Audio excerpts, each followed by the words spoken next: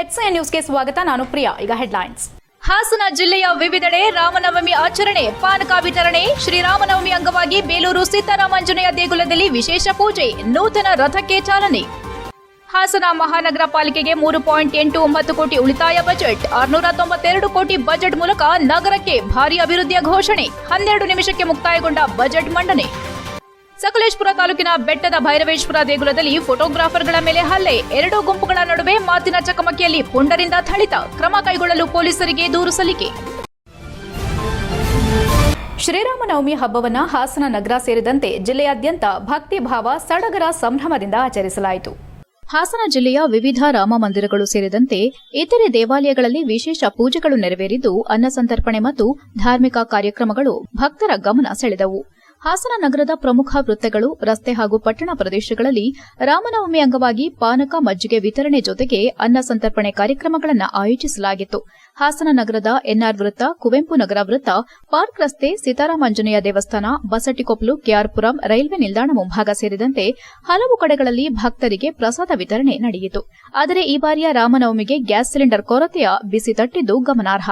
Cylinder ದೊರಕದ ಹಿನ್ನೆಲೆ ಬೆಳಗಿನಿಂದಲೇ ಸೌದೆ ಒಲೆಗಳಲ್ಲಿ ಪಲಾವ್, ಮೊಸರನ್ನ ಸೇರಿದಂತೆ ವಿವಿಧ ಪ್ರಸಾದ ತಯಾರಿಸಲಾಯಿತು. ಸುಮಾರು 2,000ಕ್ಕೂ ಹೆಚ್ಚು ಭಕ್ತರಿಗೆ ಅನ್ನ ಸಂತರ್ಪಣೆ ಮಾಡುವ ಉದ್ದೇಶದಿಂದ ಕಾರ್ಯಕರ್ತರು ಶ್ರಮ ವಹಿಸಿದ್ರು. ಭಕ್ತರಿಗೆ ಪಾನಕ, ಮಜ್ಜಿಗೆ, ಪಲಾವ್, ಮೊಸರನ್ನ, ಕೋಸಂಬರಿ ವಿತರಣೆ ಮಾಡಲು ಸಿದ್ದತೆ ಮಾಡಲಾಗಿದ್ದು, ಪರಿಸ್ಥಿತಿ ನಡುವೆಯೂ ಸೇವಾಭಾವದಿಂದ ಹಬ್ಬವನ್ನು ಯಶಸ್ವಿಯಾಗಿ ನಡೆಸಿದ ಭಕ್ತರ ಕಾರ್ಯ ಶ್ಲಾಘನೀಯ.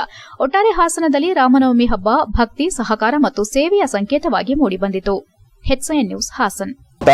ಜಿಲ್ಲಾ ಗೋರಕ್ಷಾ ಪ್ರಮುಖ ವಿಶ್ವ ಹಿಂದೂ ಪರಿಷತ್ತು ಈ ದಿನ ಪ್ರತಿ ವರ್ಷದಂಗೆ ಈ ದಿನ ವಿಶೇಷವಾದ ದಿನ. ಶ್ರೀ ರಾಮಚಂದ್ರ ಪ್ರಭು ಅವರ ರಾಮನವಮಿ ಹಬ್ಬವನ್ನು ನಾವು ಪ್ರತಿ ವರ್ಷದಂಗೆ ಈ ವರ್ಷ ಸಹ ಆಚರಿಸ್ತಾ ಇದ್ದೀವಿ. ಯಥಾ ಪ್ರಕಾರ ಪ್ರತಿ ವರ್ಷದಂಗೆ ಭಕ್ತಾದಿಗಳಿಗೆ, ಸಾರ್ವಜನಿಕರಿಗೆ ಪೂಜೆಯನ್ನು ನೆರವೇರಿಸಿ, ಗೋಮಾತೆಯ ಪೂಜೆಯನ್ನು ನೆರವೇರಿಸಿ, ಅದಾದ ನಂತರ ಪಾನಕ ಹಾಗೂ ಕೋಸಂಬರಿಯನ್ನು, ಫಲಹಾರವನ್ನು ವಿತರಣೆ ಮಾಡುವ ಮೂಲಕ ಶ್ರೀರಾಮಚಂದ್ರ ಪ್ರಭು ಅವರ ಭಕ್ತಿಪೂರ್ವಕವಾಗಿ ನಾವೆಲ್ಲ ನಮಿಸ್ತಾ ಈ ಕಾರ್ಯಕ್ರಮವನ್ನು ಪ್ರತಿ ವರ್ಷ ನೆರವೇರಿಸ್ಕೊಂಡು ಬಂದಿದ್ದೀವಿ. ಅದೇ ಥರ ಈ ವರ್ಷವೂ ಹೊಸದಾಗಿ ಮಹಾನಗರ ಪಾಲಿಕೆಯಾಗಿ ಮೇಲ್ದರ್ಜೆಯಾಗಿರುವ ಹಾಸನ ಸಮಗ್ರ ಅಭಿವೃದ್ಧಿಗೆ ನಿರ್ಧಾರ ಮಾಡುವ 692 ಕೋಟಿ ಮೂಲಕ ನಗರಕ್ಕೆ ಭಾರಿ ಅಭಿವೃದ್ಧಿ ಘೋಷಣೆ ಹಾಗೂ 3.89 ಕೋಟಿ ಉಳಿತಾಯದ ಬೃಹತ್ ಆಯವ್ಯಯವನ್ನು ಪ್ರಾದೇಶಿಕ ಆಯುಕ್ತ ನಿತೇಶ್ ಪಟೇಲ್ ಕೇವಲ 12 ನಿಮಿಷಗಳಲ್ಲೇ ಸಭೆಯಲ್ಲಿ ಮಂಡಿಸಿದರು.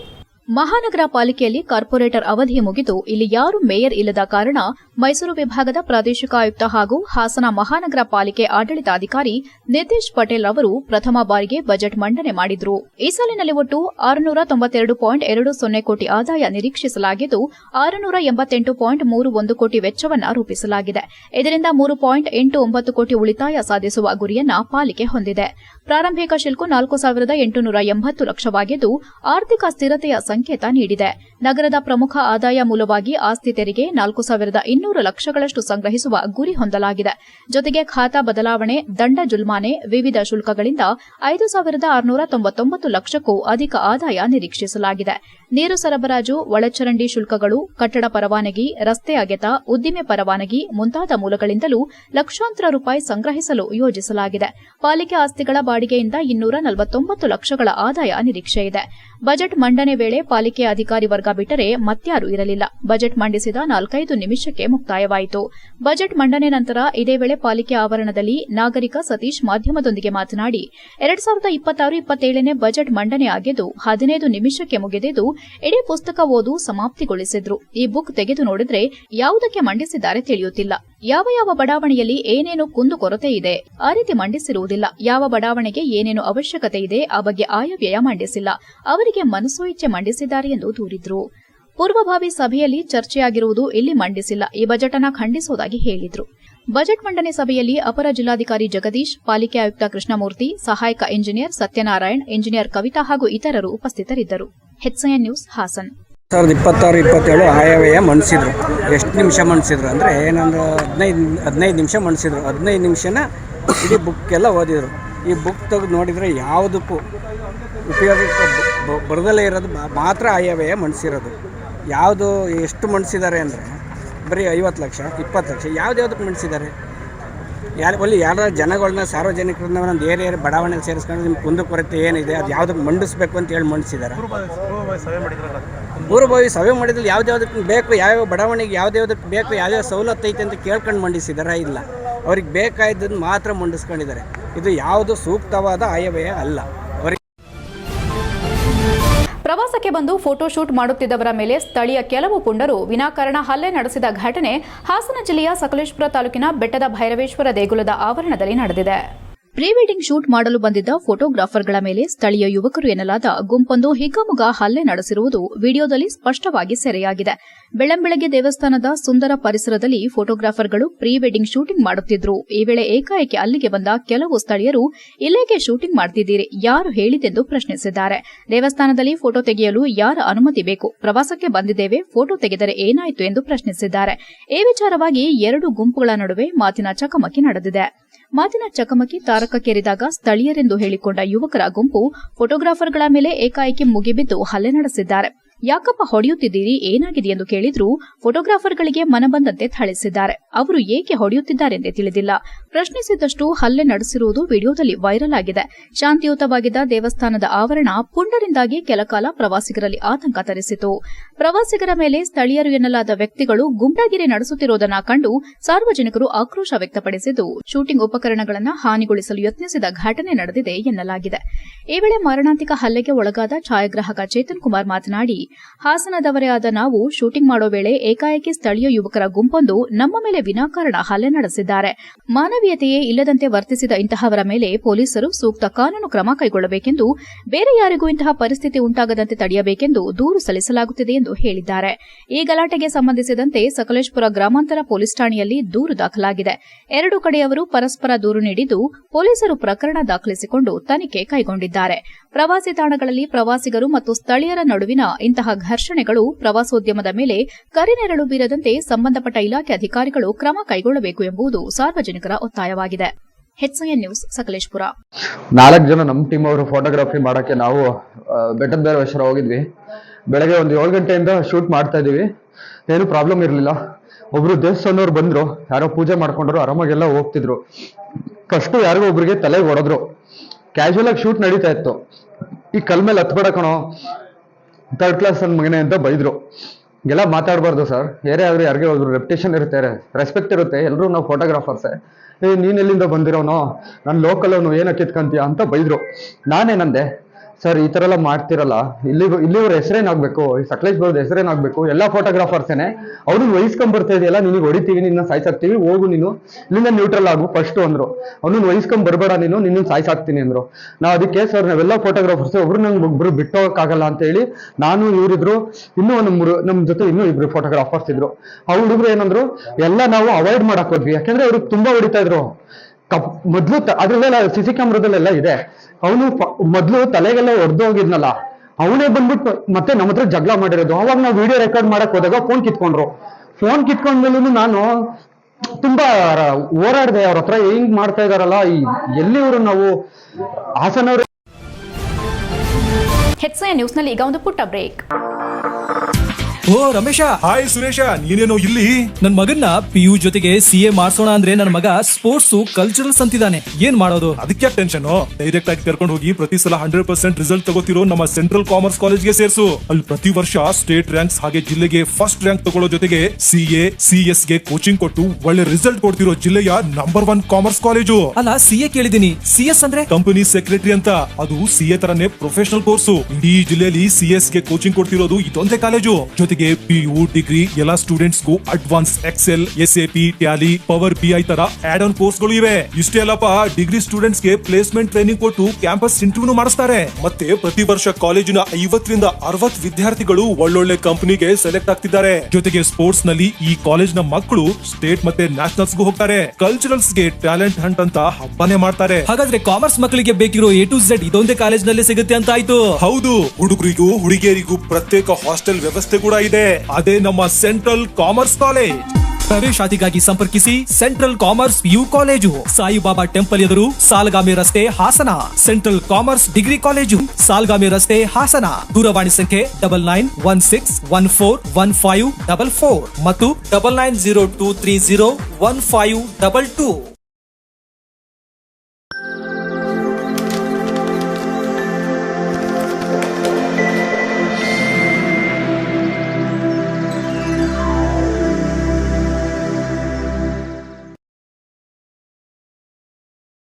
ಬ್ರೇಕ್ನ ನಂತರ HCN ನ್ಯೂಸ್ಗೆ ಸ್ವಾಗತ. ಹಾಸನ ಮಹಾನಗರ ಪಾಲಿಕೆ ಇಂಜಿನಿಯರ್ ಕವಿತಾ ಅವರ ವಿರುದ್ಧ ಗಂಭೀರ ಆರೋಪಗಳನ್ನು ಹೊರಹಾಕಿರುವ ಆಮ್ ಆದ್ಮಿ ಪಕ್ಷದ ರಾಜ್ಯ ಉಪಾಧ್ಯಕ್ಷ ಅಗಿಲೆ ಯೋಗೇಶ್ ಅವರು ತಮ್ಮ ಮೇಲೆ ನಡೆದ ಅವಮಾನಕಾರಿ ವರ್ತನೆ ಮತ್ತು ವೈಯಕ್ತಿಕ ತೇಜೋವಧೆ ಖಂಡಿಸಿ ಪಾಲಿಕೆ ಮುಂದೆ ಪ್ರತಿಭಟನೆ ನಡೆಸಿ ಆಡಳಿತಾಧಿಕಾರಿ ನಿತೀಶ್ ಪಟೇಲ್ ಅವರಿಗೆ ಮನವಿ ಸಲ್ಲಿಸಿದರು. ಇದೇ ವೇಳೆ ಆಮ್ ಆದ್ಮಿ ಪಕ್ಷದ ರಾಜ್ಯ ಉಪಾಧ್ಯಕ್ಷ ಅಗಿಲೆ ಯೋಗೇಶ್ ಮಾತನಾಡಿ, ಇತ್ತೀಚೆಗೆ ತಮ್ಮ ಮನೆಯ ಕುಡಿಯುವ ನೀರಿನ ಸಮಸ್ಯೆ ಕುರಿತು ಮನವಿ ಸಲ್ಲಿಸಲು ಮಹಾನಗರ ಪಾಲಿಕೆ ಕಚೇರಿಗೆ ತೆರಳಿದಾಗ ಇಂಜಿನಿಯರ್ ಕವಿತಾ ಅವರು ಸಾರ್ವಜನಿಕ ಕಚೇರಿಯಲ್ಲೇ ಏರು ಧ್ವನಿಯಲ್ಲಿ ಮಾತನಾಡಿ ಅವಮಾನ ಮಾಡಿದ್ದಾರೆ.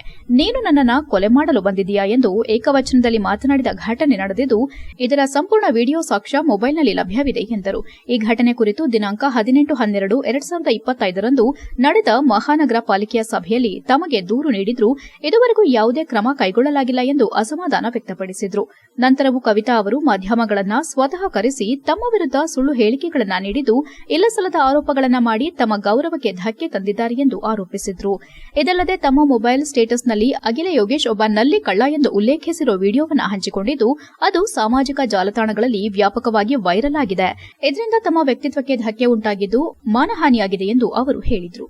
ಮಹಾನಗರ ಪಾಲಿಕೆ ಕುವೆಂಪು ಸಭಾಂಗಣದಲ್ಲಿ ಒಂದು ಕಡೆ 2026ರ ಬಜೆಟ್ ನಡೆಯುತ್ತಿದ್ರೆ ಬಾಗಿಲ ಹೊರಗೆ ಎಎಪಿ ಪಕ್ಷದಿಂದ ಇಂಜಿನಿಯರ್ ಕವಿತಾ ವಿರುದ್ಧ ಪ್ರತಿಭಟನೆ ಕಂಡುಬಂದಿತು. ಇನ್ನು ಆಡಳಿತಾಧಿಕಾರಿಗೆ ಮನವಿ ಕೊಡಲು ಬಂದಾಗ ಅಲ್ಲೇ ಇದ್ದ ನಗರಸಭೆ ಮಾಜಿ ಅಧ್ಯಕ್ಷ ಆರ್ ಮೋಹನ್ ಅವರು ಅಗಿಲೆ ಯೋಗೇಶ್ ವಿರುದ್ಧ ಆಕ್ರೋಶ ಹೊರಹಾಕಿದ್ದಲ್ಲದೆ 4 ನಲ್ಲಿಗಳ ಅಳವಡಿಕೆ ಬಗ್ಗೆ ಧ್ವನಿ ಎತ್ತಿದಾಗ ಕೆಲ ಸಮಯ ವಾಗ್ವಾದ ಉಂಟಾಯಿತು. ಪ್ರತಿಭಟನೆಯಲ್ಲಿ ಎಎಪಿ ಜಿಲ್ಲಾಧ್ಯಕ್ಷ ಆನಂದ್ ತೇಜೂರು, ಜಿಲ್ಲಾ ಪ್ರಧಾನ ಕಾರ್ಯದರ್ಶಿ ಮಧು, ಸಂತೋಷ್, ಸುಮಾ ಇತರರು ಉಪಸ್ಥಿತರಿದ್ದರು. HCN news Hassan. ಇವತ್ತು ಧರಣಿ ಸತ್ಯಾಗ್ರಹ ಮಾಡ್ತಿದ್ವಿ. ಜೂನಿಯರ್ ಇಂಜಿನಿಯರ್ ಕವಿತಾ ಅವರು ಸರ್ಕಾರಿ ಅಧ್ಯಕ್ಷರು ಉಪಯೋಗಿಸೋ ಕಾರಲ್ಲಿ ಅವ್ರಿಗೆ ಆ ಕಾರ್ನ ಅವರು ಉಪಯೋಗಿಸಂಗೆ ಇಲ್ಲ. ಆದರೂ ಅಂಥ ಕಾರಲ್ಲಿ ಕುಂತ್ಕೊಂಡು ನನ್ನ ಬಗ್ಗೆ ಅಗಿಲೆ ಯೋಗೇಶ್ ನಲ್ಲಿ ಕಳ್ಳ, ಅವ್ನು ನಲ್ಲಿ ಕದ್ದವನೇ, ಅಕ್ರಮವಾಗಿ ನಲ್ಲಿ ಹಾಕಿಸ್ಕೊಂಡೇನೆ ಅಂತ ಹೇಳಿ ಸ್ಟೇಟಸ್ ಇದರಲ್ಲಿ ಅದನ್ನು ವಿಡಿಯೋ ಮಾಡಿ ತನ್ನ ಸ್ಟೇಟಸಲ್ಲಿ ಹಾಕ್ಯಂಡು ಮತ್ತು ಸಾಮಾಜಿಕ ಜಾಲತಾಣಗಳಲ್ಲೆಲ್ಲ ಹರಿಬಿಟ್ಟು ನನಗೆ ಅವಮಾನ ಮಾಡವ್ರೆ. ಮತ್ತು ನನ್ನ ಬಗ್ಗೆ ಅವೇಳನಕಾರಿಯಾಗಿ 2-3 ದಿನ ಪೋಸ್ಟರ್ ಹಾಕ್ಯಂಡವ್ರೆ.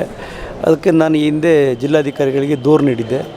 ನಾನು ಒಂದು ವಾರದೊಳಗೆ ಅಥವಾ 15 ದಿನದೊಳಗಡೆ ನಾನು ಕ್ರಮ ತಗೋತೀನಿ ಅಂತ ಹೇಳಿದ್ರು. 1 ತಿಂಗಳಾದರೂ ಕ್ರಮ ತಗೊಂಡಿಲ್ಲ.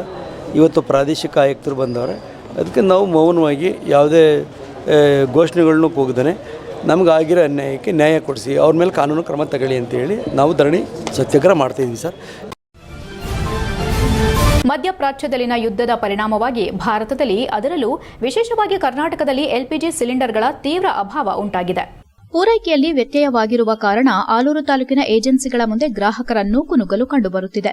ಕೃತಕ ಅಭಾವ ಅಥವಾ ಬೇಡಿಕೆ ಹೆಚ್ಚಳದಿಂದಾಗಿ ಸಿಲಿಂಡರ್ ಪಡೆಯಲು ಜನ ಪರದಾಡುವಂತಾಗಿದೆ. ಅಲ್ಲದೆ ಪೂರೈಕೆಯಲ್ಲಿ ಅಡಚಣೆ ಮತ್ತು ಯುದ್ಧದ ಕಾರಣದಿಂದಾಗಿ ಇಂಧನ ಆಮದು ವಿಳಂಬವಾಗಿದ್ದು, ಇದು ಗ್ಯಾಸ್ ಸಿಲಿಂಡರ್ ಕೊರತೆಗೆ ಕಾರಣವಾಗಿದೆ. ಸಿಲಿಂಡರ್ ಖಾಲಿಯಾಗುವ ಭಯದಲ್ಲಿ ಜನರು 15-20 ದಿನಗಳಿಗೊಮ್ಮೆ ಬುಕ್ ಮಾಡುತ್ತಿದ್ದು, ಇದು ಅಸ್ತಿತ್ವದಲ್ಲಿರುವ ಸ್ಟಾಕ್ ಖಾಲಿಯಾಗಲು ಕಾರಣವಾಗಿದೆ. ಹಾಗೂ ಪಟ್ಟಣದಲ್ಲಿ ಸೌದೆ ಒಲೆ ಇಲ್ಲದಿರುವುದು ಪಟ್ಟಣದ ಜನರಿಗೆ ಆತಂಕ ಮತ್ತು ತಲೆನೋವಿನ ವಿಚಾರವಾಗಿದ್ದು, ಗ್ಯಾಸ್ ಇಲ್ಲದೆ ಅಡುಗೆ ಹೇಗೆ ಮಾಡೋದು ಎನ್ನುವ ಚಿಂತೆ ಮಹಿಳೆಯರನ್ನ ಕಾಡುತ್ತಿದೆ.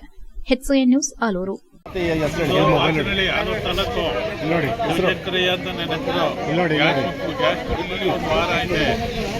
ಆಫೀಸ್ ಹತ್ರ ಕ್ಯೂ ನಿಂತಿರ್ತೆ, ಒಂದು 5 ಜನ ಕ್ಯೂ ನಿಂತವ್ರೆ, ಆದರೂ ಗ್ಯಾಸ್ ಸಿಗ್ತಾ ಇಲ್ಲ. ಏನು ಮಾಡೋದು? ಇಲ್ಲಿಂದ ಬುಕ್ ಮಾಡ್ಕೊಂಡು ಪಾಸ್ ಆಗೋದು ಗೋಡನ್ ತಗೋಬೇಕು. ಎಲ್ಲ ತುಂಬ ರಗಡೆ ಐತೆ ಸರ್, ನಮಗೆ ತೊಂದರೆ ಐತೆ. ಅದಕ್ಕೆ ದಯವಿಟ್ಟು ಅನುಕೂಲ ಮಾಡಿಕೊಡಿ. ಈ ಗ್ಯಾಸಿಗೆ ಸೌದೆ ಒಲೆ ಯೂಸ್ ಮಾಡ್ತಾ ಇದ್ದೀರಾ? ಪರ್ಯಾಯವಾಗಿ ಏನು ಮಾಡ್ತಾ ಇದ್ದೀರಾ? ಗ್ಯಾಸ್ ಇಲ್ಲ ಸರ್, ಈಗ ಸೌದೆ ಒಲೆ ಯೂಸ್ ಮಾಡ್ತೀವಿ. ಒಳ್ಳೆಯರಲ್ವ ನಾವು ಸೌದೆ ಒಲೆನೇ ಯೂಸ್ ಮಾಡ್ತಾ ಇದ್ದೀವಿ. ಆದರೂ ಗ್ಯಾಸಿಗೆ ತೊಂದರೆ ಆಗಿದೆ. ಅದರಿಂದ ಗ್ಯಾಸಿಗೆ ತೊಂದರೆ ಐತೆ, ದಯವಿಟ್ಟು ಅನುಕೂಲ ಮಾಡಿ ಸಾಕಾ. ದೊಡ್ಡ ಕಡೆಗಾರು ನಮ್ಮದು 15 ದಿವಸ ಆಯಿತು ಬುಕ್ ಮಾಡಿ. ನನಗೆ ಆಪ್ರೇಷನ್ ಆಯಿತು, ಈಗ ತಗೊಂಡು ಹೋಗೋಕ್ಕಾಗಲ್ಲ. ಈಗ ಬುಕ್ಕ ಇಲ್ಲ ಅಂತ ಹೇಳ್ತಾರೆ. ಈಗ ಏನು ಮಾಡೋದು? ನಾವೀಗ ಸಮಸ್ಯೆ ಐತೆ. ನಮಗೆ ಆಪ್ರೇಷನ್ ಆಯಿತು, ಕೊಡೋಕ್ಕಾಗಲ್ಲ. ಬಾಡಿಗೆ ಆಟಕ್ಕೆ ಹಾಕಿ ಬಂದಿದ್ದೀವಿ. ಅವನು ಬಾಡಿಗೆ ಬಿಡ್ತಾನ, ಬಾಡಿಗೆ ತಗೊಂತಾನೆ. ಈಗ ಏನು ಮಾಡೋದು? ನಮ್ಮ ಸಮಸ್ಯೆ ಹಿಂಗೆ ಆಗಿದೆಯಲ್ಲ, ಅದನ್ನು ನೀವು ಒಂದು ಸ್ವಲ್ಪ ಸಹಕರಿಸಿ ನಮಗೆ. ಹಾಸನ ಜಿಲ್ಲಾಧಿಕಾರಿಗಳ ವಿರುದ್ಧ ಮಂಡಿಸಿರುವ ಹಕ್ಕುಚ್ಯುತಿಯನ್ನ ಮಾಜಿ ಸಚಿವ ಎಚ್ ಡಿ ರೇವಣ್ಣ ಅವರು ತಕ್ಷಣವೇ ಹಿಂಪಡೆಯಬೇಕೆಂದು ದಲಿತ ವಿಮೋಚನೆ ಮಾನವ ಹಕ್ಕುಗಳ ವೇದಿಕೆ ಹಾಗೂ ವಿವಿಧ ಪ್ರಗತಿಪರ ಸಂಘಟನೆಗಳ ಒಕ್ಕೂಟದ ರಾಜ್ಯ ಸಂಚಾಲಕ ಆರ್ ಮರಿಜೋಸೆಫ್ ಎಚ್ಚರಿಸಿದರು.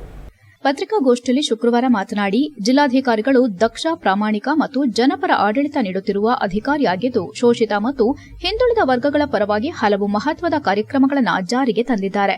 ಅವರ ಅಧಿಕಾರಾವಧಿಯಲ್ಲಿ ಸುಮಾರು 20,000ಕ್ಕೂ ಹೆಚ್ಚು ನಿವೇಶನ ಹಕ್ಕುಪತ್ರಗಳನ್ನು ವಿತರಿಸುವ ಮೂಲಕ ಬಡ ಕುಟುಂಬಗಳಿಗೆ ಭೂಸ್ವಾಮ್ಯ ಹಕ್ಕು ಒದಗಿಸಲಾಗಿದೆ.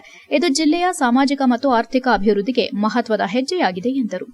ಹೇಮಾವತಿ ಜಲಾಶಯ ಮುಳುಗಡೆ ಸಂತ್ರಸ್ತರ ಸಮಸ್ಯೆಗಳಿಗೆ ವಿಶೇಷ ಆದ್ಯತೆ ನೀಡಿ ಸುಮಾರು 50 ವರ್ಷಗಳಿಂದ ಬಾಕಿ ಉಳಿದಿದ್ದ 47 ಹಳ್ಳಿಗಳ ನಿವಾಸಿಗಳಿಗೆ ಹಕ್ಕುಪತ್ರ ಮತ್ತು ಬದಲಿ ಭೂಮಿ ಒದಗಿಸುವ ಕಾರ್ಯವನ್ನು ವೇಗವಾಗಿ ಮುಂದುವರೆಸಲಾಗುತ್ತಿದೆ.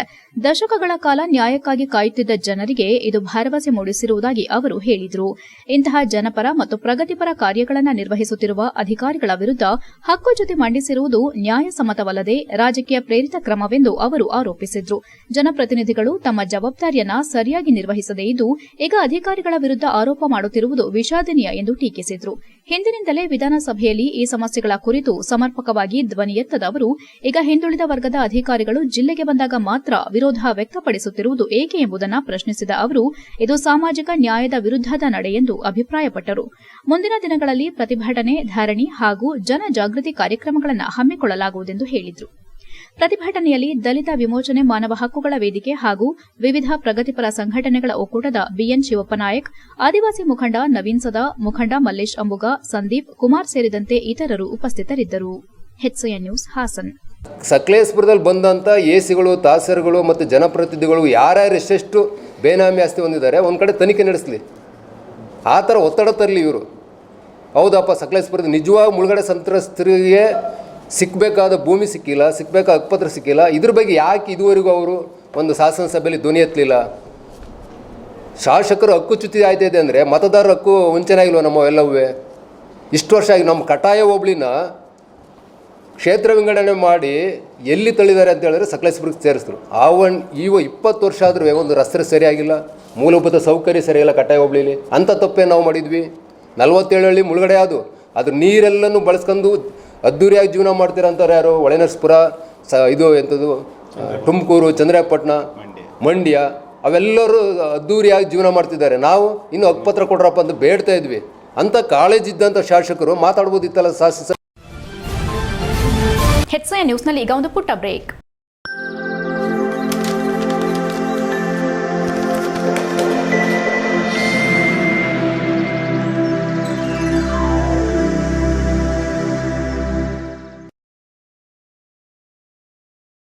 ಬ್ರೇಕ್ನ ನಂತರ HCN ನ್ಯೂಸ್ಗೆ ಸ್ವಾಗತ. ಬೇಲೂರು ಪಟ್ಟಣದ ಬಂಟೇನಹಳ್ಳಿ ವ್ಯಾಪ್ತಿಯಲ್ಲಿರುವ ಶ್ರೀ ಚೆನ್ನಕೇಶವ ಗ್ಯಾಸ್ ಏಜೆನ್ಸಿಯಲ್ಲಿ ಗ್ಯಾಸ್ ಸಿಲಿಂಡರ್ ವಿತರಣೆಯಲ್ಲಿ ಉಂಟಾದ ಅವ್ಯವಸ್ಥೆಯಿಂದ ಸಾರ್ವಜನಿಕರು ತೀವ್ರ ಆಕ್ರೋಶ ವ್ಯಕ್ತಪಡಿಸಿರುವ ಘಟನೆ ಬೆಳಕಿಗೆ ಬಂದಿದೆ. 5 ದಿನಗಳಿಂದ ಟೋಕನ್ ನೀಡುವುದಾಗಿ ಹೇಳಿ ವಿಳಂಬ ಮಾಡುತ್ತಿರುವುದರಿಂದ ಗ್ರಾಮೀಣ ಭಾಗದ ಜನರು ಮುಂಜಾನೆಯೇ ಬಂದು ಗಂಟೆಗಳ ಕಾಲ ಕಾಯುವ ಪರಿಸ್ಥಿತಿ ನಿರ್ಮಾಣವಾಗಿದೆ. ಸ್ಥಳಕ್ಕಾಗಮಿಸಿದ್ದ ಸಾರ್ವಜನಿಕರು ತಮ್ಮ ಸಂಕಷ್ಟವನ್ನ ವ್ಯಕ್ತಪಡಿಸುತ್ತಾ 5 ದಿನಗಳಿಂದ ಟೋಕನ್ ಕೊಡ್ತೇವೆ ಅಂತ ಹೇಳ್ತಿದ್ದಾರೆ. ಆದರೆ ಇದುವರೆಗೂ ಕೊಡಲಿಲ್ಲ.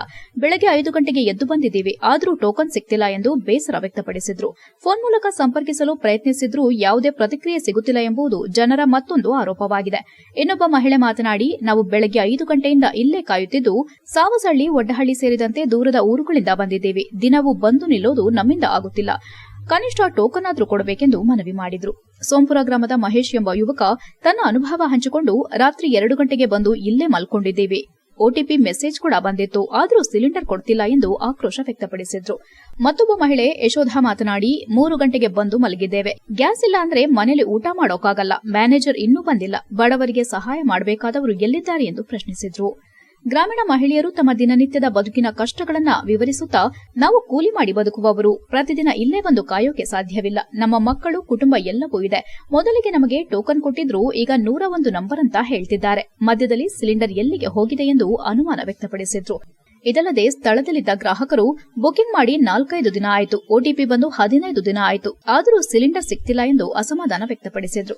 ಒಟ್ಟಾರೆ ಬಂಟೇನಹಳ್ಳಿಯ ಶ್ರೀ ಚೆನ್ನಕೇಶವ ಗ್ಯಾಸ್ ಏಜೆನ್ಸಿಯಲ್ಲಿ ಗ್ಯಾಸ್ ವಿತರಣಾ ವ್ಯವಸ್ಥೆಯಲ್ಲಿ ಸಮರ್ಪಕ ಯೋಜನೆ ಹಾಗೂ ಮೇಲ್ವಿಚಾರಣೆಯ ಕೊರತೆ ಸ್ಪಷ್ಟವಾಗಿ ಕಾಣಿಸುತ್ತಿದ್ದು, ಸಂಬಂಧಿಸಿದ ಅಧಿಕಾರಿಗಳು ತಕ್ಷಣ ಕ್ರಮ ಕೈಗೊಂಡು ಜನರ ಸಮಸ್ಯೆಗೆ ಶೀಘ್ರ ಪರಿಹಾರ ನೀಡಬೇಕೆಂದು ಸಾರ್ವಜನಿಕರು ಆಗ್ರಹಿಸಿದ್ದಾರೆ. ಗ್ಯಾಸ್ ಏಜೆನ್ಸಿ ಮಾಲೀಕರಾದ ಲತಾ ಮಂಜೇಶ್ವರಿ ಅವರು ಈ ಕುರಿತು ಮಾಹಿತಿ ನೀಡಿದ್ದು, ದಿನನಿತ್ಯ ಹೆಚ್ಚಿನ ಪ್ರಮಾಣದಲ್ಲಿ ಸಿಲಿಂಡರ್ ಅಗತ್ಯವಿದೆ ಇದ್ದರೂ ಪೂರೈಕೆ ಕಡಿಮೆಯಾಗುತ್ತಿದೆ ಎಂದು ತಿಳಿಸಿದ್ದಾರೆ. ಅವರ ಪ್ರಕಾರ ಪ್ರತಿದಿನ ಸುಮಾರು 1,000 ಸಿಲಿಂಡರ್ ಅಗತ್ಯವಿದ್ದರೂ ಕೇವಲ 300 ಸಿಲಿಂಡರ್ಗಳು ಮಾತ್ರ ಲಭ್ಯವಾಗುತ್ತಿವೆ. ಮೊದಲು ಗ್ರಾಮೀಣ ಪ್ರದೇಶಗಳಿಗೆ ಸಿಲಿಂಡರ್ಗಳನ್ನು ಕಳುಹಿಸಿ ನಂತರ ಉಳಿದ ಸಿಲಿಂಡರ್ಗಳನ್ನು ಪಟ್ಟಣದಲ್ಲಿ ವಿತರಿಸಲಾಗುತ್ತಿದೆ ಎಂದು ಹೇಳಿದ್ದಾರೆ. ಇದಲ್ಲದೆ ಗ್ರಾಹಕರಿಗೆ ಒಟಿಪಿ ಬಂದ ಬಳಿಕವೂ ಸುಮಾರು 15 ದಿನಗಳ ನಂತರವೇ ಸಿಲಿಂಡರ್ ವಿತರಣೆ ಸಾಧ್ಯವಾಗುತ್ತಿದೆ. ಹಿಂದಿನಂತೆ 2 ಲೋಡ್ಗಳು ಬರುತ್ತಿದ್ದವು, ಆದರೆ ಈಗ ಕೇವಲ 1 ಲೋಡ್ ಮಾತ್ರ ಬರುತ್ತಿರುವುದರಿಂದ ಸಮಸ್ಯೆ ಉಂಟಾಗಿದೆ ಎಂದು ವಿವರಿಸಿದ್ದಾರೆ. ಬುಕಿಂಗ್ ಮಾಡಿದ ಸೀನಿಯಾರಿಟಿ ಆಧಾರದ ಮೇಲೆ ಮೊದಲು ಸಿಲಿಂಡರ್ ನೀಡಲಾಗುತ್ತಿದೆ. ಪೂರೈಕೆ ಪ್ರಮಾಣ ಹೆಚ್ಚಾದರೆ ವಿತರಣೆ ವ್ಯವಸ್ಥೆ ಸುಧಾರಣೆಯಾಗಲಿದೆ ಎಂದರು. ಯಾರೂ ಕೂಡ ಹೆಚ್ಚುವರಿ ಸಿಲಿಂಡರ್ ಮಾಡಿಕೊಳ್ಳದೆ ಅಗತ್ಯ ಇದ್ದಾಗ ಮಾತ್ರ ಬಳಸಿ ಎಂದು ಈ ಬಗ್ಗೆ ವ್ಯವಸ್ಥಾಪಕ ಕೃಷ್ಣಮೂರ್ತಿ ತಿಳಿಸಿದ್ದಾರೆ. HCN news, Belur.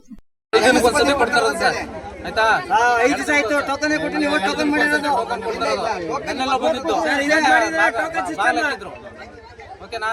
ಇವತ್ತು ಬಂದಿವೆ, ಇವತ್ತು 5 ಗಂಟೆಗೆ ಎದ್ದು ಬಂದಿವೆ, ಇನ್ನೂ ಕೊಟ್ಟಿಲ್ಲ ಟೋಕನ್ನ ನಿನ್ನೆದು ಮೊನ್ನೆದು ಇವತ್ತಿಂದು ಎಲ್ಲ ಕೊಟ್ಬಿಡಿ, ನಾವು ನಾಳೆ ಬಂದು ಇಟ್ಕೊತೀವಿ. ಫೋನ್ ಮಾಡಿದ್ರೆ ಏನಂತಾರೆ? ಫೋನ್ ಪಿಕ್ ಮಾಡ್ತಲ್ಲ.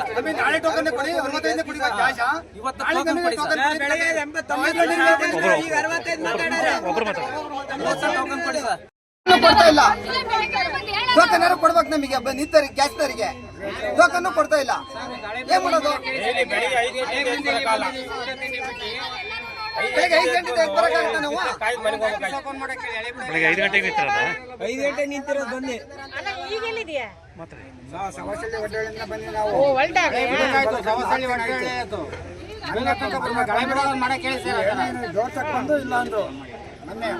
ಇವತ್ತು ಎಷ್ಟು ಜನ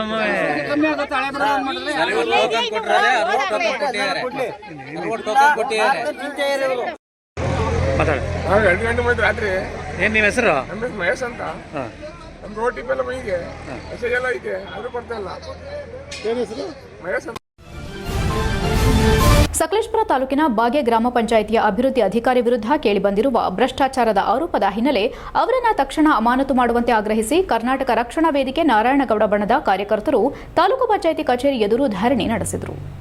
ಬೆಳಗ್ಗೆಯಿಂದ ಸಂಜೆವರೆಗೂ ಪ್ರತಿಭಟನೆ ನಡೆದರೂ ಯಾವುದೇ ಹಿರಿಯ ಅಧಿಕಾರಿಗಳು ಸ್ಥಳಕ್ಕಾಗಮಿಸಿ ಸಮಸ್ಯೆ ಆಲಿಸದಿರುವುದು ಕಾರ್ಯಕರ್ತರ ಆಕ್ರೋಶಕ್ಕೆ ಕಾರಣವಾಯಿತು. ಜಿಲ್ಲಾ ಪಂಚಾಯತ್ ಕಾರ್ಯನಿರ್ವಹಣಾಧಿಕಾರಿ ಪೂರ್ಣಿಮಾ ಭೇಟಿ ನೀಡಿದ ಹಿನ್ನೆಲೆ ಪ್ರತಿಭಟನಾಕಾರರು ಅಹೋರಾತ್ರಿ ಅನಿರ್ದಿಷ್ಟಾವಧಿ ಹೋರಾಟ ಮುಂದುವರೆಸಲು ತೀರ್ಮಾನಿಸಿದ್ರು. ಇನ್ನು ರಾತ್ರಿ ವೇಳೆ ಪರಿಸ್ಥಿತಿಯನ್ನು ಪರಿಶೀಲಿಸಲು ಸರ್ಕಲ್ ಇನ್ಸ್ಪೆಕ್ಟರ್ ವನರಾಜು ಸ್ಥಳಕ್ಕೆ ಭೇಟಿ ನೀಡಿ ಕಾರ್ಯಕರ್ತರೊಂದಿಗೆ ಮಾತುಕತೆ ನಡೆಸಿದ್ರು. ಈ ವೇಳೆ ಭ್ರಷ್ಟಾಚಾರ ಆರೋಪ ಎದುರಿಸುತ್ತಿರುವ ಪಿಡಿಒ ವಿರುದ್ಧ ತಕ್ಷಣ ಅಮಾನತು ಕ್ರಮ ಕೈಗೊಳ್ಳಬೇಕೆಂದು ಕರವೇ ಕಾರ್ಯಕರ್ತರು ಒತ್ತಾಯಿಸಿದರು. HCN news, Sakleshpur. HCN ನ್ಯೂಸ್ನಲ್ಲಿ ಈಗ ಒಂದು ಪುಟ್ಟ ಬ್ರೇಕ್. ಹಾಸನದಲ್ಲಿ 28 ವರ್ಷಗಳಿಂದ ಜನತೆಗೆ ಅತ್ಯುತ್ತಮವಾದ ವೈದ್ಯಕೀಯ ಸೇವೆಯನ್ನು ನೀಡುತ್ತಿರುವ Hemavathi multi speciality hospital Hassan. ನಮ್ಮಲ್ಲಿ ದಿನದ 24 ಗಂಟೆಯೂ ಆಕ್ಸಿಡೆಂಟಲ್ ಇಂಜುರೀಸ್ ಮತ್ತು ಎಮರ್ಜೆನ್ಸಿ ಸರ್ವಿಸ್ಗಳನ್ನು ಹೊಂದಿದೆ. ಹೇಮಾವತಿ ಆಸ್ಪತ್ರೆಯ ಡಾಕ್ಟರ್ ನಿಖಿಲ್ ಆರ್ಭಟ್ ರವರು MS ಆರ್ಥೋಪೆಡಿಕ್ನಲ್ಲಿ ಚಿನ್ನದ ಪದಕ ಪಡೆದು ಸಿಂಗಾಪುರ್ ಜನರಲ್ ಹಾಸ್ಪಿಟಲ್ನಲ್ಲಿ ಫೆಲೋಶಿಪ್ ಇನ್ ಜಾಯಿಂಟ್ ರಿಪ್ಲೇಸ್ಮೆಂಟ್ ಸರ್ಜರಿಯ ಪದವಿ ಪಡೆದು ಸೇವೆಯನ್ನ ಸಲ್ಲಿಸಿರುತ್ತಾರೆ.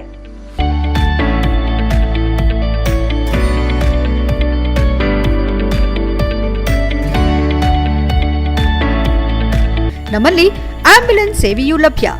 ಇನ್ನೇಕೆ ತಡ? ನೀವು ಯಾವುದೇ ಮೂಳೆ ಸಮಸ್ಯೆ ಹೊಂದಿದರೆ ಹಿಂದೆ ಭೇಟಿ ನೀಡಿ. ಹೇಮಾವತಿ ಮಲ್ಟಿ ಸ್ಪೆಷಾಲಿಟಿ ಹಾಸ್ಪಿಟಲ್, ಉತ್ತರ ಬಡಾವಣೆ, ಹಾಸನ. ಬ್ರೇಕ್ನ ನಂತರ HCN ನ್ಯೂಸ್ಗೆ ಸ್ವಾಗತ. ಬೇಲೂರು ಐತಿಹಾಸಿಕ ಚೆನ್ನಕೇಶವ ದೇವಸ್ಥಾನದ ರಥೋತ್ಸವದ ದಿನ ದೊಡ್ಡ ಮೇದೂರಿನ ಖಾಜಿ ದೇವಸ್ಥಾನದ ಒಳಗೂ ಹೊರಗೂ ಎಲ್ಲಿಯೂ ಕೂಡ ಕುರಾನ್ ಪಠಣ ಅಥವಾ ಪ್ರಾರ್ಥನೆ ಮಾಡಬಾರದೆಂದು ಮನವಿ ಮಾಡಿದರು. ವಿಶ್ವ ಹಿಂದೂ ಪರಿಷತ್ ಹಿಂದೂ ಹಿತರಕ್ಷಣಾ ವೇದಿಕೆ ವತಿಯಿಂದ ಬೇಲೂರು ದಂಡಾಧಿಕಾರಿ ಶ್ರೀಧರ್ ಕಂಕನವಾಡಿ ಅವರಿಗೆ ಮನವಿ ಪತ್ರ ಸಲ್ಲಿಸಿದ್ದು, ಈ ಸಂದರ್ಭದಲ್ಲಿ ಮಾತನಾಡಿದ ಹಿಂದೂ ರಕ್ಷಣಾ ವೇದಿಕೆ ಸಂಚಾಲಕರು, ಭಜರಂಗದಳ ರಾಜ್ಯ ಸಂಚಾಲಕರು ಆದ ಸಕಲೇಶಪುರ ರಘು, ದೇವಸ್ಥಾನದ ಮ್ಯಾನ್ಯುಯಲ್ನಲ್ಲಿ ದೊಡ್ಡ ಮೈದೂರಿನ ಖಾಜಿ ಕುಟುಂಬದವರು ದೇವಸ್ಥಾನಕ್ಕೆ ಕಾಣಿಕೆ ಮತ್ತು ಅಕ್ಕಿ ನೀಡಬೇಕೆಂದು ಇರುವುದನ್ನು ಮುಂದುವರೆಸಿ ಕಾಣಿಕೆ ಮತ್ತು ಅಕ್ಕಿಯನ್ನ ನೀಡಿ ಎಂದು ಮನವಿ ಮೂಲಕ ಕೇಳಿಕೊಳ್ಳುತ್ತೇವೆ. ಹಿಂದೂಗಳ ಆರಾಧ್ಯ ದೈವ ಚೆನ್ನಕೇಶವ ದೇವಸ್ಥಾನದ ಐತಿಹಾಸಿಕ ರಥೋತ್ಸವದಲ್ಲಿ ಖಾಜಿ ಕುರಾನ್ ಪಠಣ ಮತ್ತು ಪ್ರಾರ್ಥನೆ ಮಾಡುವುದು ಮಾಡುವುದು ಕೋಟ್ಯಾಂತರ ಹಿಂದೂಗಳ ಭಾವನೆಗೆ ಧಕ್ಕೆ ಮತ್ತು ನೋವುಂಟಾಗುತ್ತದೆ. ವಿವಾದ ಇದೆ ಎಂದು ಅರಿತಿದ್ರೂ ಸಹ ದೇವಸ್ಥಾನದ ಕಾರ್ಯನಿರ್ವಹಣಾ ಅಧಿಕಾರಿ 2025ನೇ ಸಾಲಿನಲ್ಲಿ ಚನ್ನಕೇಶವ ದೇವಸ್ಥಾನದ ಒಳಗಿನ ಆವರಣದಲ್ಲಿರುವ ಬಾವಿ ಬಳಿ ಪ್ರಾರ್ಥನೆ ಮಾಡಲು ಅವಕಾಶ ನೀಡಿರುವುದು ಖಂಡನೀಯ ಮತ್ತು ಮುಜರಾಯಿ ಹಾಗೂ ದೇವಸ್ಥಾನದ ಮ್ಯಾನ್ಯುಯಲ್ನ ವಿರುದ್ಧವಾಗಿ ನಡೆದುಕೊಂಡಿದ್ದು, ಕೋಟ್ಯಾಂತರ ಹಿಂದೂಗಳ ಭಾವನೆಗೆ ವಿರುದ್ಧವಾಗಿ ಪ್ರಾರ್ಥನೆ ಮಾಡಿಸುವುದು ಹಿಂದೂಗಳಿಗೆ ದ್ರೋಹ ಮಾಡಿದ ಹಾಗೆ ಹಾಗೂ ಈ ಬಾರಿ ಈ ವಿಚಾರಗಳಿಗೆ ಅವಕಾಶ ನೀಡಬಾರದು. ನಿಯಮ ಮೀರಿ ಪ್ರಾರ್ಥನೆ ಅಥವಾ ಕುರಾನ್ ಪಠಣ ಮಾಡಿಸಿದಲ್ಲಿ ಉಗ್ರವಾದ ಹೋರಾಟ ಮಾಡಲಾಗುವುದೆಂದು ಈ ಮೂಲಕ ತಿಳಿಸುತ್ತಿದ್ದೇವೆ. ಐತಿಹಾಸಿಕ ಚನ್ನಕೇಶವ ದೇವಸ್ಥಾನದ ರಥೋತ್ಸವದಲ್ಲಿ ಖಾಜಿ ಬಂದು ಪ್ರಾರ್ಥನೆ ಮಾಡೋದ್ರ ಬಗ್ಗೆ ಎಲ್ಲಿಯೂ ಉಲ್ಲೇಖವಿರುವುದಿಲ್ಲ. ನಿಯಮ ಮೀರಿ ಮಾಡುತ್ತಿರುವ ಈ ಪ್ರಕ್ರಿಯೆಗಳು ನಿಲ್ಲಬೇಕು. ಹಿಂದೂ ಸಮಾಜದ ಭಾವನೆಗಳಿಗೆ ಮನ್ನಣೆ ನೀಡಿ ಯಾವುದೇ ಕುರಾನ್ ಪಠಣ ಅಥವಾ ಪ್ರಾರ್ಥನೆ ಚನ್ನಕೇಶವ ದೇವಸ್ಥಾನದಲ್ಲಿ ಅಥವಾ ದೇವಸ್ಥಾನದ ಆವರಣದಲ್ಲಿ ಮಾಡಲು ಅವಕಾಶ ನೀಡಬಾರದೆಂದು ಈ ಮೂಲಕ ಕೇಳಿಕೊಳ್ಳುತ್ತೇವೆ. ಇದನ್ನು ಮತ್ತೆ ಮುಂದುವರೆಸಿದ್ರೆ ಮುಂದೆ ನಡೆಯುವ ಉಗ್ರ ಹೋರಾಟಕ್ಕೆ ದೇವಾಲಯದ ಆಡಳಿತ ಮಂಡಳಿ, ಜಿಲ್ಲಾಡಳಿತ, ತಾಲೂಕು ಆಡಳಿತವೇ ನೇರ ಹೊಣೆಯಾಗುತ್ತದೆ ಎಂದು ಎಚ್ಚರಿಸಿದ್ರು. ಮನವಿ ಸ್ವೀಕರಿಸಿ ಮಾತನಾಡಿದ ದಂಡಾಧಿಕಾರಿಗಳು ಮನವಿಯನ್ನ ಪಡೆದಿದ್ದು ಮಾನ್ಯ ಜಿಲ್ಲಾಧಿಕಾರಿಗಳು ಹಾಗೂ ಮೇಲಾಧಿಕಾರಿಗಳ ಗಮನಕ್ಕೆ ತಂದು ಇದರ ಬಗ್ಗೆ ಕ್ರಮ ಕೈಗೊಳ್ಳುವುದಾಗಿ ಭರವಸೆ ನೀಡಿದ್ದಾರೆ. ಇದೇ ಸಂದರ್ಭದಲ್ಲಿ ತಾಲೂಕು ಸಂಚಾಲಕರಾದ ಮಂಜುನಾಥ್, ದಿವಿತ್, ಧನುಷ್ ಸೇರಿದಂತೆ ಇತರರು ಹಾಜರಿದ್ದರು. HCN news, Belur.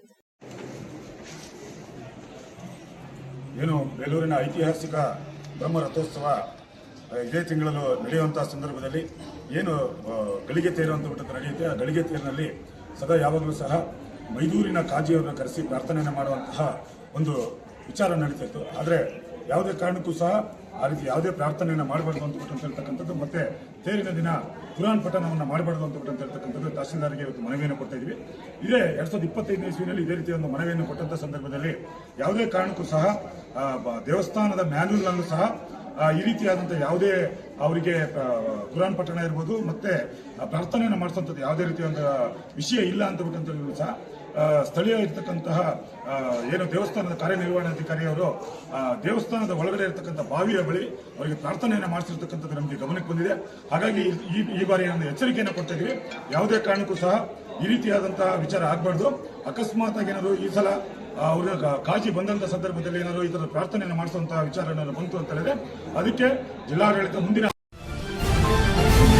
ಬೇಲೂರು ಪಟ್ಟಣದ ದೇವಸ್ಥಾನ ರಸ್ತೆಯ ಸೀತಾರಾಮಾಂಜನೇಯ ಸ್ವಾಮಿ ದೇಗುಲದಲ್ಲಿ 52ನೇ ವರ್ಷದ ಶ್ರೀರಾಮನವಮಿ ಹಬ್ಬವನ್ನು ಭಕ್ತಿ ಭಾವದಿಂದ ಆಚರಿಸಲಾಯಿತು. ಈ ಸಂದರ್ಭದಲ್ಲಿ ನೂತನವಾಗಿ ನಿರ್ಮಿಸಲಾದ ಶ್ರೀರಾಮನ ರಥಕ್ಕೆ ಚಾಲನೆ ನೀಡಲಾಗಿದ್ದು ಭಕ್ತರಲ್ಲಿ ವಿಶೇಷ ಸಂಭ್ರಮ ಮೂಡಿಸಿತು. ಮುಂಜಾನೆಯಿಂದಲೇ ದೇಗುಲದಲ್ಲಿ ಧಾರ್ಮಿಕ ಕಾರ್ಯಕ್ರಮಗಳು ಆರಂಭಗೊಂಡವು. ಪ್ರಧಾನ ಅರ್ಚಕರಾದ ನಂಜುಂಡಸ್ವಾಮಿ ಹಾಗೂ ನಾಗಭೂಷಣವರ ನೇತೃತ್ವದಲ್ಲಿ ಶ್ರೀರಾಮ, ಹನುಮಂತ ಮತ್ತು ನವಗ್ರಹ ದೇವತೆಗಳಿಗೆ ಅಭಿಷೇಕ, ಮಹಾಭಿಷೇಕ ನೆರವೇರಿಸಲಾಯಿತು. ನಂತರ ಬಾಲರಾಮ, ಲಕ್ಷ್ಮಣ ಮೂರ್ತಿಯನ್ನ ತೊಟ್ಟಿಲಲ್ಲಿ ಮಲಗಿಸಿ ಮುತ್ತೈದೆಯರಿಂದ ಜೋಗುಳ ಹಾಡಿಸುವ ಮೂಲಕ ಸಂಪ್ರದಾಯಬದ್ದವಾಗಿ ಆಚರಿಸಲಾಯಿತು. ಈ ವೇಳೆ ದೇಗುಲದ ಪ್ರಮುಖರಾದ ರಘುಪತಿ ಹತ್ವಾರ್ ಮಾತನಾಡಿ, ನಮ್ಮ ಪೂರ್ವಿಕರಿಂದಲೇ ಈ ದೇವಾಲಯದಲ್ಲಿ ರಾಮನವಮಿ ಮತ್ತು ಹನುಮಂತ ಜಯಂತಿ ಆಚರಣೆ ನಡೆದುಕೊಂಡು ಬಂದಿದೆ. ಭಕ್ತರ ಸಹಕಾರದಿಂದ ಎಲ್ಲಾ ಧಾರ್ಮಿಕ ಕಾರ್ಯಕ್ರಮಗಳು ಯಶಸ್ವಿಯಾಗಿ ನಡೆಯುತ್ತಿವೆ. ಸುಮಾರು 5 ಲಕ್ಷ ರೂಪಾಯಿ ವೆಚ್ಚದಲ್ಲಿ ನಮ್ಮ ಕುಟುಂಬದ ಸಹಕಾರದಿಂದ ನೂತನ ರಥವನ್ನ ನಿರ್ಮಿಸಿದ್ದೇವೆ. ಪ್ರತಿವಾರವೂ ವಿಶೇಷ ರಥೋತ್ಸವವನ್ನ ನಡೆಸುವ ಯೋಜನೆಯಿದ್ದು ಭಕ್ತರ ಸಹಕಾರ ಅಗತ್ಯ ಎಂದರು. ಕೆಡಿಪಿ ಸದಸ್ಯೆ ಸೌಮ್ಯ ಆನಂದ್ ಮಾತನಾಡಿ, ಪ್ರತಿ ವರ್ಷ ಹನುಮ ಜಯಂತಿ ಸೇರಿದಂತೆ ಎಲ್ಲ ಹಬ್ಬಗಳಲ್ಲೂ ಇಲ್ಲಿ ವಿಶೇಷ ಪೂಜೆಗಳು ನಡೆಯುತ್ತಿವೆ. ಹತ್ವಾರ್ ವಂಶಸ್ಥರು ದೇವಾಲಯದ ಜೀರ್ಣೋದ್ಧಾರ ಮತ್ತು ಅಭಿವೃದ್ಧಿಯಲ್ಲಿ ಮಹತ್ವದ ಪಾತ್ರ ವಹಿಸಿದ್ದಾರೆ. ಈ ವರ್ಷ ನೂತನ ರಥದ ವ್ಯವಸ್ಥೆ ಮಾಡಿರುವುದು ಭಕ್ತರಿಗೆ ಮತ್ತಷ್ಟು ಅನುಕೂಲಕರವಾಗಿದೆ ಎಂದು ಪ್ರಶಂಸಿಸಿದರು. ಕಾರ್ಯಕ್ರಮದಲ್ಲಿ ಉಪೇಂದ್ರ, ಮುರಳೀಧರ್, ಶ್ರೀಪತಿ, ರಾಘವೇಂದ್ರ, ಕೇಶವ ಹತ್ವಾರ್, ವಾಸುದೇವ ಧನ್ಯ, ಪುರಸಭೆ ಮಾಜಿ ಅಧ್ಯಕ್ಷ ಎಚ್ಎಂ ದಯಾನಂದ್ ಹಾಗೂ ಪತ್ರಕರ್ತರ ಸಂಘದ ಮಾಜಿ ಅಧ್ಯಕ್ಷ ರಾಘವೇಂದ್ರ ಹೊಳ್ಳ ಸೇರಿದಂತೆ ಅನೇಕರು ಉಪಸ್ಥಿತರಿದ್ದರು. ಕಾರ್ಯಕ್ರಮದ ಅಂತ್ಯದಲ್ಲಿ ಭಕ್ತರಿಗೆ ಪ್ರಸಾದ ವಿತರಣೆ ಮಾಡಲಾಯಿತು. HCN news, Belur. ಎಲ್ಲರಿಗೂ ಶ್ರೀರಾಮನವಮಿಯ ಶುಭಾಶಯಗಳು. ನಮ್ಮ ಈ ಆಂಜನೇಯ ದೇವಸ್ಥಾನ ತುಂಬ ಪುರಾತತ್ವ ಕಾಲದ್ದು. ಹಾಗೆ ಇದನ್ನು ಹತ್ವರ್ ವಂಶಸ್ಥರು ಮುಂಚಿನಿಂದನೂ ಅವರ ವಂಶಸ್ಥರು ಈ ದೇವಸ್ಥಾನವನ್ನು ಕಟ್ಟಿ ಬೆಳೆಸಿ, ಹಾಗೆ ಆಂಜನೇಯ ಗುಡಿ ಒಂದೇ ಇತ್ತು. ಆದರೆ ಇವರು ಎಲ್ಲ ಸೇರ್ಕೊಂಡ್ಬಿಟ್ಟು ಈಗ ರಾಮ, ಲಕ್ಷ್ಮಣ, ಸೀತೆ ವಿಗ್ರಹನ ದೇವಸ್ಥಾನನೂ ಹಾಗೆ ಇವತ್ತು ಅವರು ಒಂದು ಪುಟ್ಟದಾದ ರಥ ನಮ್ಮ ಶ್ರೀರಾಮ, ಲಕ್ಷ್ಮಣ, ಸೀತೆ. ಕೊನೆಯಲ್ಲಿ ಮತ್ತೊಮ್ಮೆ ಮುಖ್ಯಾಂಶಗಳು. ಹಾಸನ ಜಿಲ್ಲೆಯ ವಿವಿಧೆಡೆ ರಾಮನವಮಿ ಆಚರಣೆ, ಪಾನಕ ವಿತರಣೆ. ಶ್ರೀರಾಮನವಮಿ ಅಂಗವಾಗಿ ಬೇಲೂರು ಸೀತಾರಾಮಾಂಜನೇಯ ದೇಗುಲದಲ್ಲಿ ವಿಶೇಷ ಪೂಜೆ, ನೂತನ ರಥಕ್ಕೆ ಚಾಲನೆ. ಹಾಸನ ಮಹಾನಗರ ಪಾಲಿಕೆಗೆ 3.89 ಕೋಟಿ ಉಳಿತಾಯ ಬಜೆಟ್, 692 ಕೋಟಿ ಬಜೆಟ್ ಮೂಲಕ ನಗರಕ್ಕೆ ಭಾರೀ ಅಭಿವೃದ್ಧಿಯ ಘೋಷಣೆ. 12 ನಿಮಿಷಕ್ಕೆ ಮುಕ್ತಾಯಗೊಂಡ ಬಜೆಟ್ ಮಂಡನೆ. ಸಕಲೇಶಪುರ ತಾಲೂಕಿನ ಬೆಟ್ಟದ ಭೈರವೇಶ್ವರ ದೇಗುಲದಲ್ಲಿ ಫೋಟೋಗ್ರಾಫರ್ಗಳ ಮೇಲೆ ಹಲ್ಲೆ, 2 ಗುಂಪುಗಳ ನಡುವೆ ಮಾತಿನ ಚಕಮಕಿಯಲ್ಲಿ ಪುಂಡರಿಂದ ಥಳಿತ, ಕ್ರಮ ಕೈಗೊಳ್ಳಲು ಪೊಲೀಸರಿಗೆ ದೂರು ಸಲ್ಲಿಕೆ. ಇಷ್ಟೊತ್ತು ನೀವು ನೋಡಿದ್ದು ಹಾಸನದ ಸುದ್ದಿ ಅಂದ್ರೆ HCN ನ್ಯೂಸ್.